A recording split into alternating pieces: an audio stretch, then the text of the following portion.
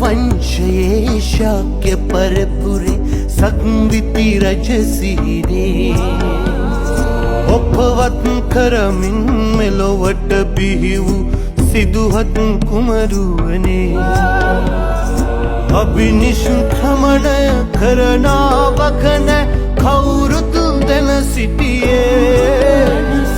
ලෞතුරු සම්මා සම්බුදු පදවිය ඔබටයි හිමි වූයේ සිද්ධාර්ථ ගෞතම